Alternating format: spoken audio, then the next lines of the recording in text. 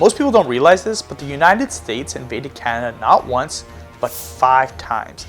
And in 1812, it ended with British and Canadian troops burning down the White House. Yeah, that actually happened. It's 1812. The US is barely 36 years old. Britain is at war with Napoleon and Canada. Well, it's still a British colony.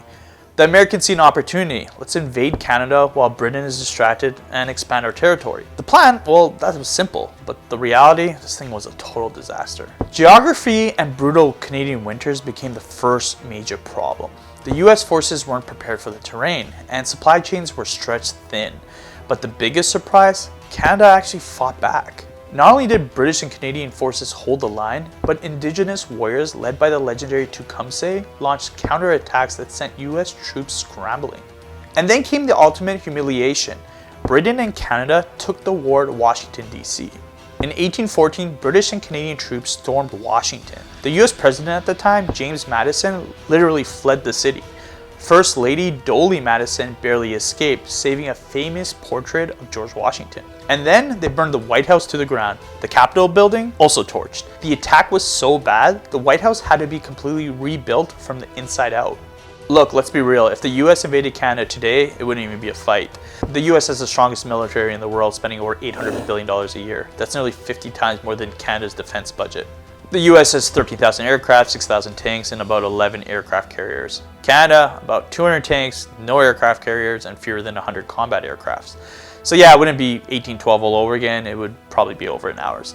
But Canada isn't completely defenseless. It has one of the best NORAD defense systems in the world, guarding the Arctic and North American airspace. It also has strong alliances through NATO, meaning an attack on Canada is an attack on the entire alliance, including the US itself. So in reality, a military invasion would never happen.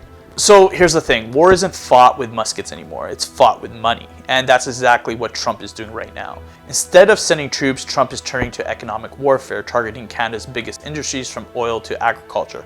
And Canada, it's feeling the pressure. Canada's already on the brink of recession, high inflation, skyrocketing debt, and a struggling housing market that have put the country in a really fragile position. And with 75% of Canada's exports going to the US, any disruption could send the economy into a tailspin, including the tariffs. We're already seeing major cracks, Canadian farmers protesting trade restrictions, businesses worried about supply chains, and investors pulling out of the Canadian market. The War of 1812 might seem like ancient history, but it shaped North America. The US expected an easy victory, but Canada, outnumbered, underprepared, and caught in a fight it didn't ask for, pushed back, and they won.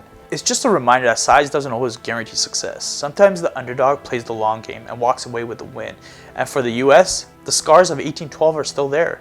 You just have to look closely at the White House to see them.